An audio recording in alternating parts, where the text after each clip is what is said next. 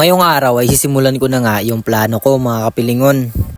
What's up, dimintaran mga pilingon, ako si Ray. So isa akong katutubong Palawan at pinakapogi sa lalawigan ng Palawan. O tibangal daw mga pilingon ay magtoy sagit. Ang meaning nga po pala mga pilingon ang magtoy sagit mga pilingon ay tanghaling tapat. Kahit nga tanghaling tapat mga pilingon ay ayoko rin masayang ang oras ko mga kapilingon. Ay, ang pogi ko talaga no. So samahan nyo nga po pala akong pumunta sa bukid mga kapilingon. Kasi nga po pala mga pilingon na plano ko po pala mga pilingon mag-alaga ng kambing mga pilingon. Siyempre sa pag-aalaga mga pilingon, kailangan natin mga pilingon bakurin mga pilingon para hindi na tayo mahirapan mga pilingon maglipat-lipat mga pilingon. At nandito ako ngayon mga pilingon sa tapat sa gulyan nila Papa mga pilingon at malulusog na rin mga pilingon dahil nadidiligan na palagi. At dahil nga na-sprayan na mga pilingon at naabunuan mga pilingon, syempre nadidiligan na rin mga pilingon ay gumanda-ganda na rin mga pilingon yung mga dahon ng okra mga pilingon. At ito na rin yung tanim nila Papa na patula. At marami pang tanim sila Papa mga pilingon na pinupunla pa lang mga pilingon na gulay mga pilingon. Grabe, halos malapit pa lang yung nilakad ko ay ramdam na ramdam ko yung init ng panahon. At syempre dahil ayaw ko masayang yung oras ko para sa walang mga kwentang bagay. Payo ko lang sa mga kapwa ko kabataan na huwag kayong gagawa ng walang kwentang bagay sa loob ng isang araw. Dapat puro buhatan mo yung mga pilingon ay puro taga-purpose tanan. Katulad ko nagsiselfon lang pero may purpose. Gamiton tiyawi cellphone anya tama. Lalong-lalo na sa mga kapwa ko kabataan, mag-grind tayo to. Ay nako, ang pogi ko talaga. At syempre sa aking paglalakad papunta sa bukid ay napadaan ako dito mga pilingon sa naglalaro ng mga bata. Ito yung mga yagang-yagang ang mga ball slide. Bilib ako at mga pilingon masasaw dyan mag-basketball mga pilingon. Kung i-rate ko mga pilingon na 100% pasok yan. Manonood lang ako saglit kasi ayoko naman masayang yung oras ko. Dahil sa galing ng mga bata na to ay hindi na sayang yung oras ko sa panonood. Tira! Bang! Grabe, napabilib ako mga yagang-yagang at damon. Napabilib talaga ako sa totoo lang mga kapilingon. Tapos ito mga pilingon, ewan kung kambing ko to mga pilingon o kambing ng kapitbahay namin. Pero nandito na ako sa bukid namin at napansin ko na masukal na nga. Pero okay lang yan kasi yung target natin na may makain yung kambing na damo. At ako palang plano, iba ako di kambing mga pilingon tapos taga-banwa-banwa dyan lamang mga kapilingon para pasiram dyan mga pilingon in case nga dumlok. Kasi kasawdan mo yun naman ni kambing. Magtakot danom kay pasiyan magpamanyo. Kaya dyan sa makarbaw nga magpatubog. Dito ko plano magbakod ng kambingan mga kapilingon. At syempre mga pilingon, kailangan natin i-invest yung pera natin na para mas lumago pa mga pilingon. So naisip kong magbakod ko na lang yung kambing. So mga pilingon, sa mga nagbibinta dyan ng kambing, so naghahanap ako mga pilingon ng kambing mga pilingon na may mabilhan mga pilingon para may masimulan ko yung plano ko mga pilingon na magbakod ng kambing mga pilingon. At syempre naman pilingon, nandito ako ngayon sa bukid at ako tiban bukid mga pilingon at syempre pira ko mga pilingon, kailangan ko invest mga pilingon para lumago ng mga pilingon.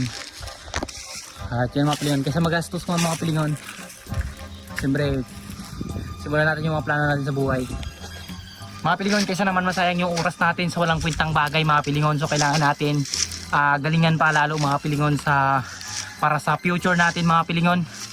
At syempre mga pilingon, kailangan natin magsumika pa lalo para sa pangarap natin sa buhay o maging kinabukasan natin mga pilingon. At ito mga pilingon, yung mga dating tinanim ko na saging mga pilingon, at ito mga pilingon pwede nang arbisen at napabayaan ko ito mga pilingon kasi nung nag-aaral na ako sa Burlan mga pilingon at ang aking naabot mga pilingon sa pag-aaral mga pilingon ay second year and first semester mga pilingon. So nag-stop muna ako mga pilingon para makapag-ipon mga pilingon. At yun mga bugang mga pilingon. At siyempre marami pa rin yan dito mga pilingon. Abangan yung mga pilingon yung journey ko dito sa bukid mga pilingon. Siyempre abang nag-aaral ako mga pilingon, pagsasabay ko ito mga pilingon at mag-enroll din ako mga pilingon. Ngayon mga pilingon, ipagsasabay ko ito mga pilingon, kailangan ko lang maging masipag mga pilingon. At kung paano ko ipalago yung meron ako ngayon mga pilingon, so kailangan ko yun i-invest na para lumago mga pilingon. Yung mga pilingon, kailangan rin natin magpatabas mga pilingon, tapos magpatabas ng dito sa lupa ni mama mga pilingon na pinamana nga sa amin nila mama. Yung mga pilingon, kailangan ko ipatabasan ito mga pilingon, tapos magpatanim tayo ng maraming nyug mga pilingon, din magbakod tayo ng kambing. So yan mga pilingon, para sa kinabukasan natin, so kailangan natin nakaplano palagi. Isitin natin yung buhay natin mga pilingon. Huwag tayong malulong sa mga bisyo. Payo ko lang sa mga kapwa ko kabataan, huwag tayong malulong sa mga bisyo o ano man yan mga pilingon. So mga pilingon, habang bata pa tayo mga pilingon, kailangan natin maging masipag mga pilingon. At syempre mga pilingon, para kinabukasan or yung future natin mga pilingon, malay mo mga pilingon, darating yung balang araw mga pilingon ay darating yung araw na nakapag-imbak na tayo mga pilingon at na sit up na nga natin mga pilingon. At syempre mga pilingon, yung pag-aasawa ay hindi yan minamadali mga pilingon. So kailangan lang natin mga pilingon ngayong 20s mga pilingon. Ayan mga pilingon, kailangan lang natin magsipag at syempre kung ano yung meron sa atin, kailangan natin mag-invest. Kung pwedeng negosyo, kung kayang negosyo. Basta mga pilingon, kung saan lumalago yung pira mga pilingon. At ayun mga pilingon, kapwa ko lang. Payo ko lang sa mga kapwa ko kabataan, syempre laging-lagi ko yan pinapayo sa aking kapatid mga pilingon na improve yung sarili mga pilingon. Kahit sa ganong edad mga pilingon, pinaparamdam ko sa kapatid ko na support ako sa kanya mga pilingon at syempre dinadala ko siya mga pilingon sa magandang gawain, magandang para sa kinabukasan.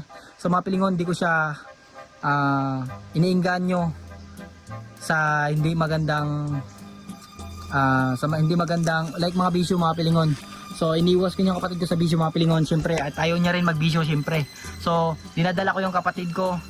Example nga sa pagbablog mga pilingon, syempre sinasama ko yun sa bawat vlog ko mga pilingon para mas gumaling pa siya sa pagbablog mga pilingon. At syempre mga pilingon, sa mga plano ko mga pilingon, kailangan kasama ko rin si Papa sa paghakbang ko mga pilingon.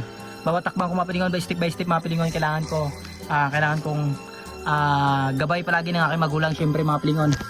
At ayun mga pilingon, payo ko lang sa kapwa ko kabataan syempre, lalo na sa aking kapatid mga pilingon na minor pa nga mga pilingon.